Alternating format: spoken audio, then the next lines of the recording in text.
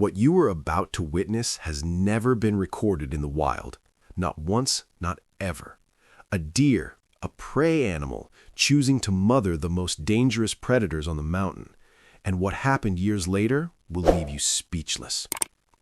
The Himalayas, a kingdom built from silence and stone, where winter arrives like a verdict and the wind cuts through everything that dares to be soft. Snow-draped ridges stretch beyond the eye's reach, and the valleys below are so deep they swallow sound whole. This is not a place that rewards gentleness.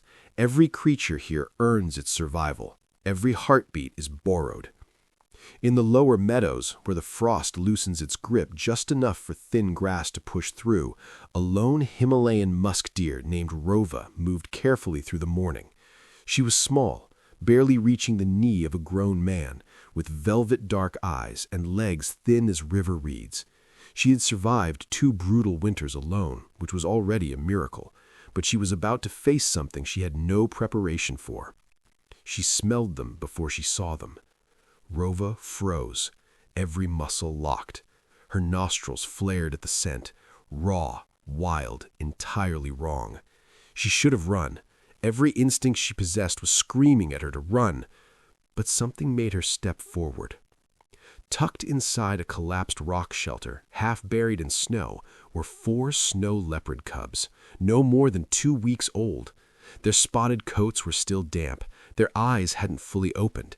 They were crying, a thin, desperate sound like wind through a crack in the earth, and their mother was nowhere, gone.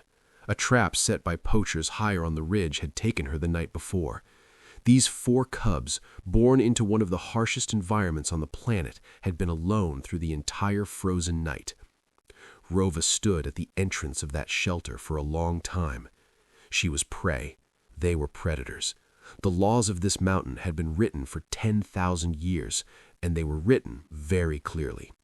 And yet, she lowered herself to the ground and lay beside them.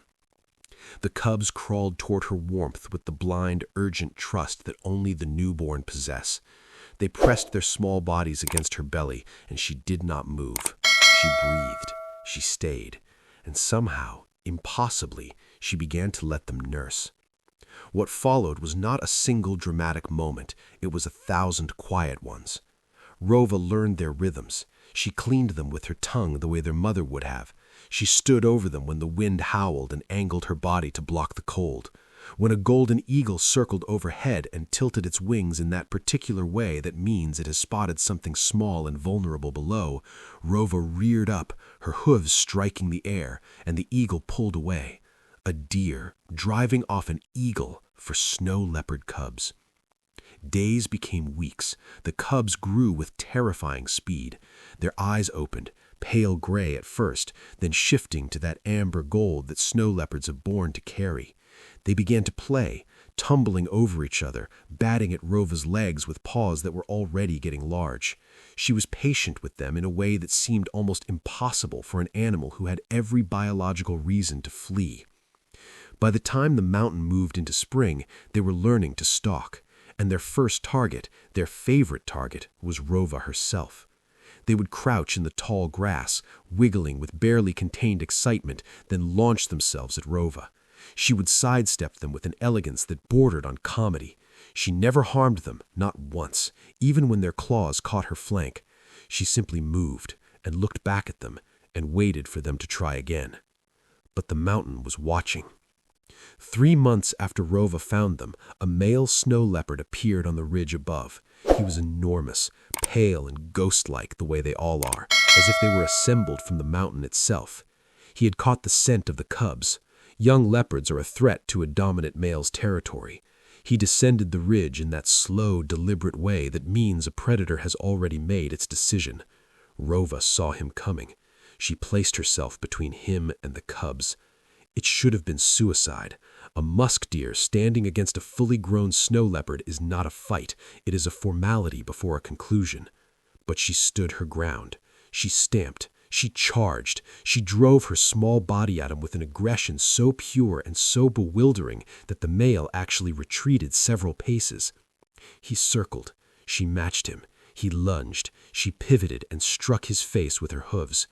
The standoff lasted nearly 20 minutes, and then, in a moment that wildlife researchers who later reviewed the footage described as unlike anything in recorded animal behavior, the male sat down.